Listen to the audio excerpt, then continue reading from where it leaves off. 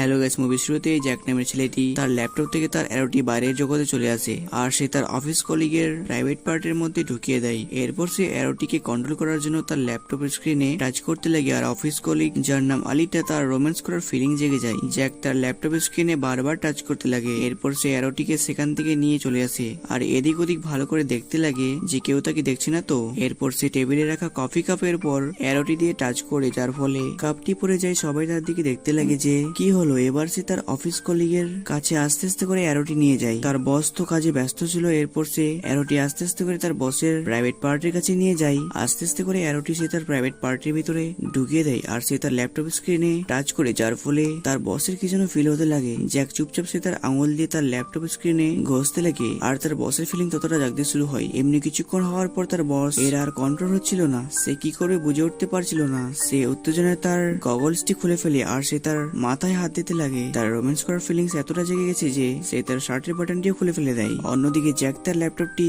আঙুল দিয়ে ঘষতেই লাগে আর বসে বসে সে তার এই অবস্থা দেখে মজা নিতে লাগে। আলিটা নিজেকে কন্ট্রোল করতে না পেরে সেখান থেকে উঠে বাথরুমে চলে যায় আর জ্যাক বসে বসে এইসব দেখে। এরপর জ্যাক ল্যাপটপটি নিয়ে সেখান থেকে চলে যায় আর ছাদে গিয়ে তার বন্ধুর সাথে এই ব্যাপারটা শেয়ার করে তার সাথে মজা করতে লাগে। নিচে রাখা কারের সাইজটা ছোট বড় করতে লাগে। এমনি করতে করতে সে পুরোটাকে ছোট করে দেয়। তার বন্ধু দেখে তো অবাক হয়ে যায় আর গাড়ির মালিক ছুটে চলে আসে। দেখে তার গাড়ি নেই, ছোট একটা টয় কার পড়ে আছে। এইটা দেখে সে অবাক হয়ে যায়। তার বন্ধু এই চমৎকার দেখে অনেক খুশি হয়ে যায়। এরপর জ্যাক তার ল্যাপটপ থেকে অ্যারোটি কাট মোডে বার করে তার বন্ধুর দিকে আস্তে আস্তে করে নিয়ে যায়। এইটা করতে তার ভয়ও লাগছিল। সে সাহস দেখিয়ে বাটনটি প্রেস করে আর তার বন্ধুর কাটা হাতটা শুধু থাকে, বাকি অংশটা ইরেজ হয়ে যায়। এইটা দেখে সে অবাক হয়ে যায় আর তার কাটা হাতটা নিচে পড়ে যায়। সে অবাক হয়ে ভয়ে নিচে দেখে লোকগুলো এই কাটা হাতটা থেকে চিৎকার করতে লাগে আর জ্যাকি ভয়ানক অবস্থা ছাদ থেকে দেখছিল। নিচে রক্ত পড়া আছে, তার সাথে কাটা হাত আর তার সাথে লোকজন আছে। সে ভাবতে পারেনি যে এমনটা হবে। নিচে থাকা লোকগুলো উপরের জ্যাকের দিকে দেখতে লাগে। জ্যাক ভয়ে কি করবে বুঝতে পারছিল না। তার বন্ধু খুনের দায়িত্ব তাকিয়ে নিতে হবে। এইটা ভেবে সে লোকগুলোকে আর গাড়িটাকে সেখান থেকে তার ল্যাপটপটার সাহায্যে ইরেজ করে দেয়। বাপরে বাপ, জান বাঁচলো জ্যাকের। এবার সে নিচে দেখে কেউ নাই, তার বন্ধুর কাটা হাতটিও নয় আর লোকজনও নেই। সে ভয় করতে লাগে কি হচ্ছে আমার সাথে, এই ল্যাপটপের মধ্যে কোন শক্তি চলে এসেছে। সে সেখানে বেশিক্ষণ না থেকে বাইরে চলে আসে। রাস্তায় কেউ ছিল না, শুনশান একদম। সে এদিক ওদিক দেখে আর সেখান থেকে পালাতে লাগে। একটু হেঁটে যেতে সে একটি কার দেখতে পায় আর তার কাছ থেকে লিফট চাইতে লাগে।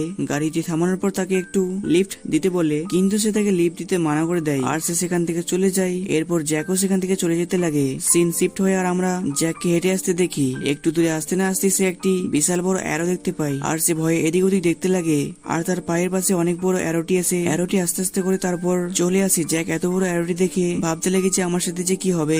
বেশি দেরি না করে তাকে অ্যারোটি ট্যাপ করে মেরে দেয়। ব্যাস, ভিডিওটি ভালো লাগলে অবশ্যই একটা লাইক করবে আর চ্যানেলটি সাবস্ক্রাইব করবে।